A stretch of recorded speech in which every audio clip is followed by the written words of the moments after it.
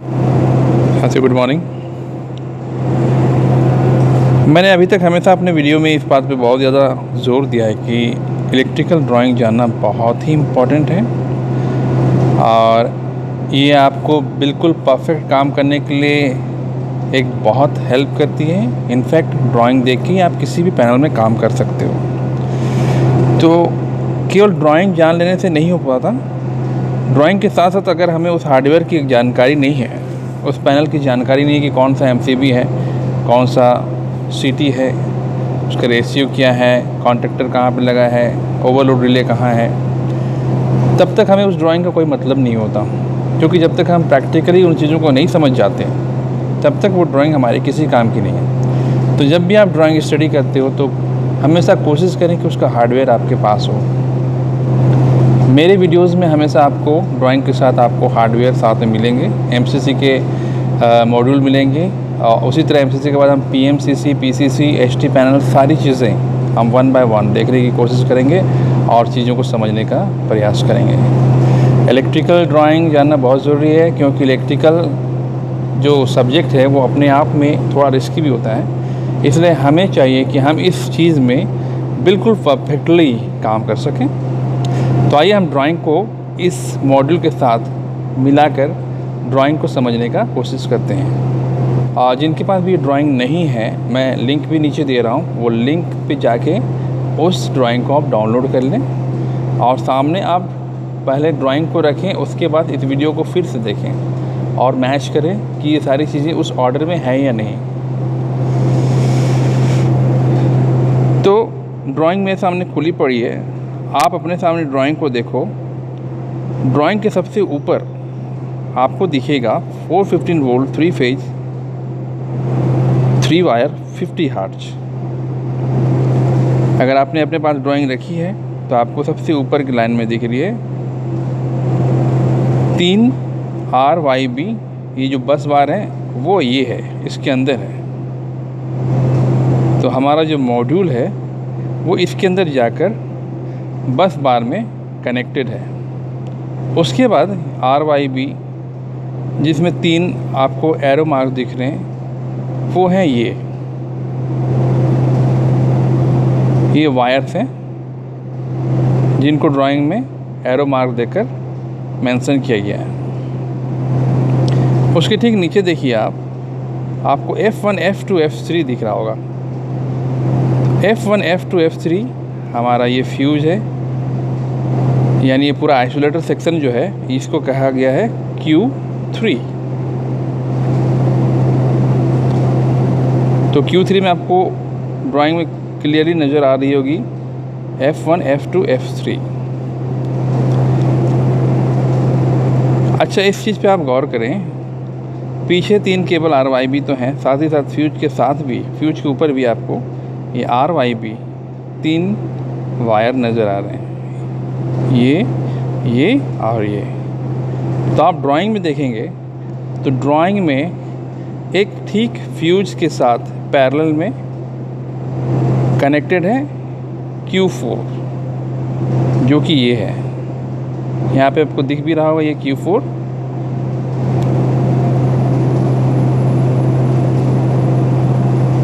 तो इसकी वायरिंग यदि आप देखोगे तो इसकी RYB जो है वो फ्यूज आइसोलेटर के साथ जस्ट पैरेलली कनेक्टेड है।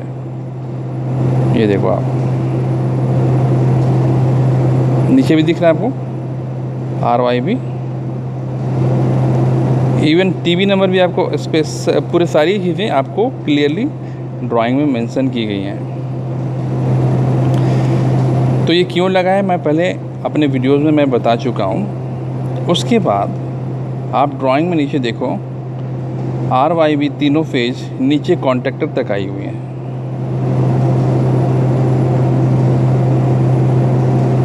उसके बाद कॉन्टैक्टर से तीनों फेज निकलकर ये चली गई हैं ओवरलोड रिले में।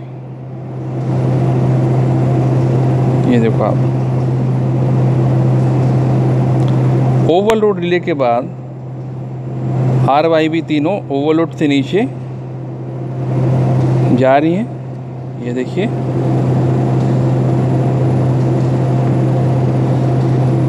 जिसमें से वाई फेज जो है वो सीटी से कनेक्टेड है।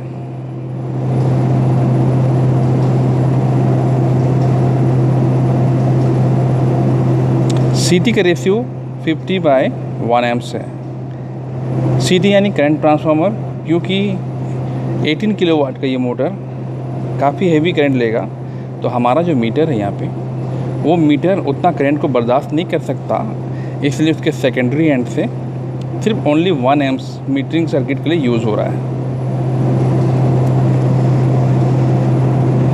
ड्राइंग में भी मैं दिखा देता हूँ, ये रहा। अच्छा, ड्राइंग में यदि आप देखोगे, प्राइमरी में P1 P2 S1 S2, secondary में उसका जो आपको फेरुल नंबर दिख रहा है ये C31 C33 कनेक्ट कहाँ पे है, 71 TB 72 TB। ये देखो आप, 71 TB 72 TB। फेरुल नंबर भी आपको दिख रहा होगा C33 और ऊपर है C31 और नीचे ग्राउंड वाला है जिसका नंबर है C71 है आई थिंक। हाँ, ये देखो आप, C71। उसके बाद टीवी के आगे ये आपका C32 चला गया फेरुल नंबर, जो कि कनेक्टेड है मीटर से। इसका मीटर कहाँ पे है, ये मीटर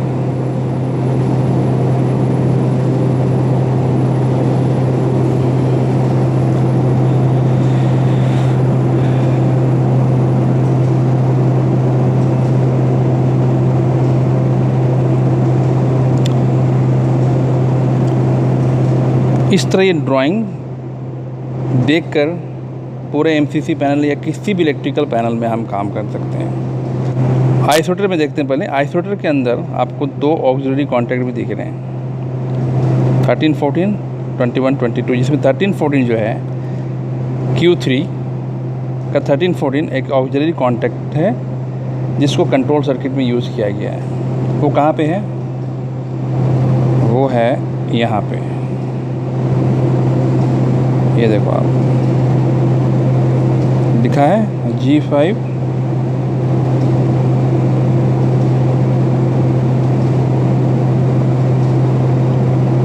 और ये G3 आई थिंक। आपको यहाँ पे भी दिखेगा वो G3 G5। तो आप ये ड्राइंग ज़रूर से डाउनलोड कर लीजिए। ठीक उसी तरह ये आपका Q4 जो फ्यूज प्रिवेंटर रिले है, उसमें भी आपको G11 और G12 उसका कॉन्टैक्ट कंट्रोल सर्किट में यूज़ किया गया है। उसको हम देखते हैं, वो है आपका इस जगह पे, किस नंबर पे, टीवी नंबर 13 14, ये 13 एंड 14, ये देखो आप G11 G12।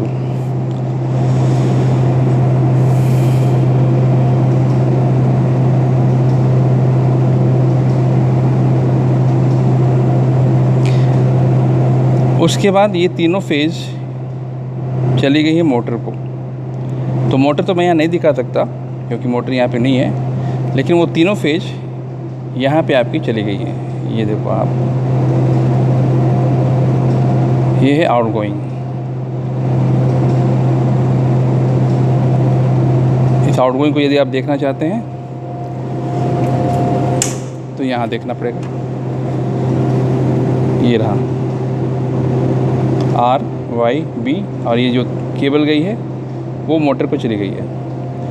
तो 18 किलोवाट की ये मोटर है। तो एक सिंपल सा ड्यूअल सर्किट,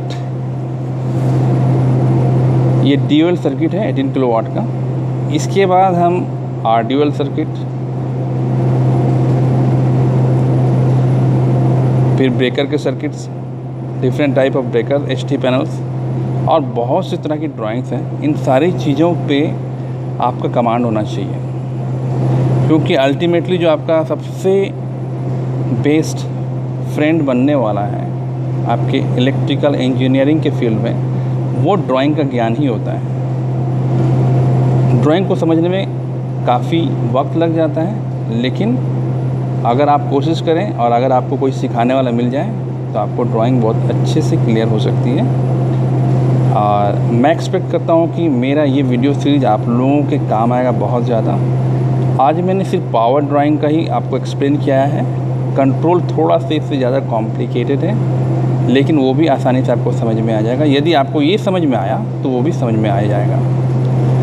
तो आशा करता हूँ कि इसके बाद आप उस कंट्रोल वायरिंग को भी समझने का प्रयास करेंगे। मैं कुछ दिनों में उसे भी अपलोड कर दूँगा आपके लिए, और आप ये ड्राइंग डाउनलोड कर लीजिए। उस ड्राइंग को देख कर आप इस वीडियो को फिर से देखिए और इसको समझने का प्रयास कीजिए। और कमेंट सेक्शन में ज़रूर लिखिए कि आपको समझ में आ रहा है या नहीं। यदि आपको लगता है कि समझ में आ रहा है तो आप कमेंट में ज़रूर लिखिए कि हाँ सर, मुझे समझ में आ रही है ये ड्राइंग, तो मैं इसका अगला सीरीज़ बनाकर उसको अपलोड कर दूँगा। तब तक के लिए thank you very much, bye, take care.